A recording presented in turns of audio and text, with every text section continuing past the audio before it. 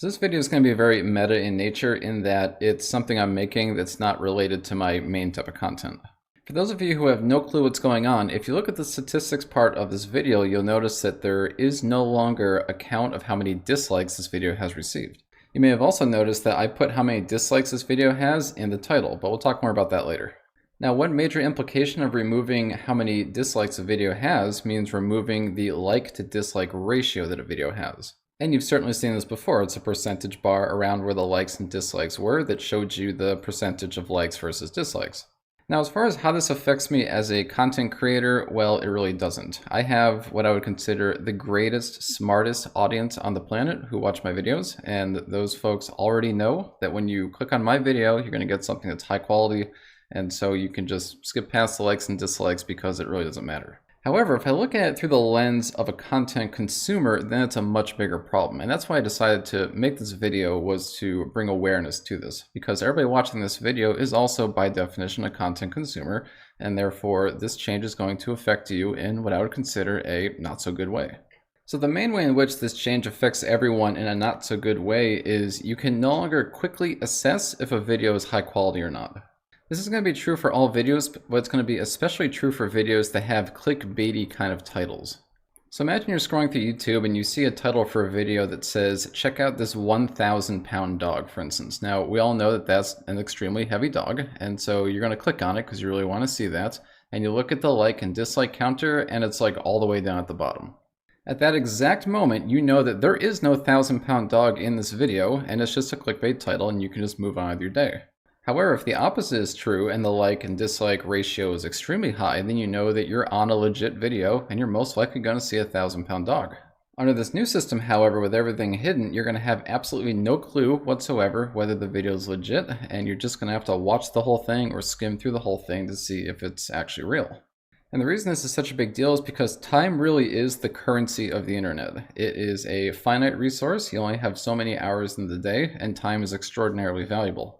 It's also a problem because of the nature of the content on YouTube. For instance, there's tons of DIY videos, and now you're going to go to a DIY video, and it might be a terrible video, a terrible way of doing it, or even worse, maybe it's unsafe, and you're not going to know that because you can't see if anybody disliked it. If I were looking up a video, for instance, on how to install a new air filter in my car, and I clicked on a video and it was like 10% liked, then I'd probably just go to the next one because I know that this video is probably not going to help me. So the question now becomes, why did we lose the dislike counter in the first place? So to answer this, we'll turn to YouTube's blog for their own statements on the matter, and they said, earlier this year, we experimented with the dislike button to see whether or not changes could help protect our creators from harassment, reduce dislike attacks where people work to drive up the number of dislikes on a creator's video. They then elaborated as to what the experiment actually was, and from what I can tell, the experiment was essentially what the current thing is today. So they experimented by removing the count, and they found that people were less likely to target a video's dislike button to drive up the count. Which obviously that was the result because there is no count, so you can't drive up something that isn't there. The last thing they said was, we also heard directly from smaller creators and those just getting started that they are unfairly targeted by this behavior, and our experiment confirmed that this does occur at a higher rate proportional to smaller channels. Now, this might actually be accurate, but the part of this that I reject is the idea that it was somehow targeted at somebody. The reality is that smaller channels, in this case I'm going to use smaller channels synonymous with newer channels, smaller channels are going to produce not as good a content as larger channels. And that's because it takes a long time to kind of dial in your content, get it right, get it higher quality, invest in new equipment and whatnot, and eventually make, content that's of a higher quality than before. And really that's just the nature of being a content creator, whether it's on YouTube or elsewhere. What I find extraordinarily hard to believe is that groups of people are ganging up on a small creator with 200 subscribers and just disliking their video just to make them upset or not do YouTube. And speaking from experience, I can tell you that toxic behavior on YouTube manifests mostly in the comments. And that is an actual problem because even when I was a small creator, when I had maybe 300 or 400 subscribers, if you look all the way back in the beginning of my content, you'll find that I took about a 14-month break and I took about a 5-month break.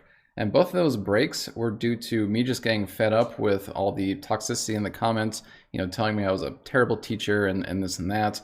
And I was finally like, you know what, this isn't worth my time. I'm not doing this anymore.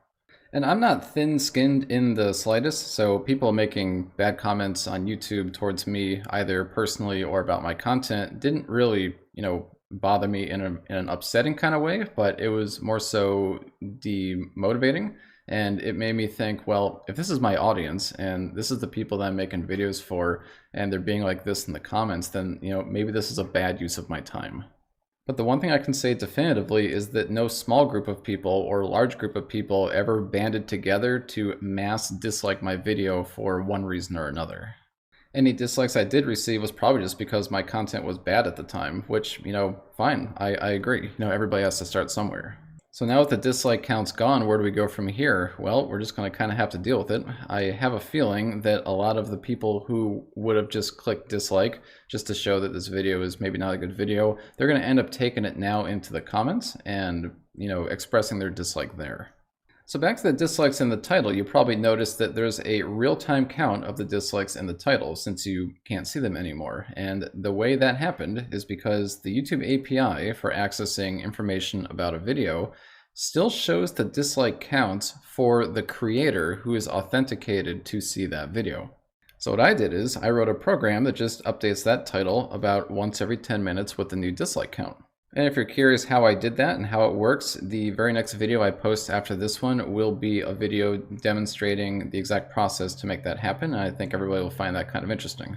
It's also not particularly hard to do. I appreciate everyone listening. I tend to like to avoid these kind of topics just because I like to keep the content on my channel relevant to software engineering and whatnot, but this kind of change that YouTube made, I felt incumbent upon myself to, bring this to my audience and make sure everybody is aware of it and for us to discuss it.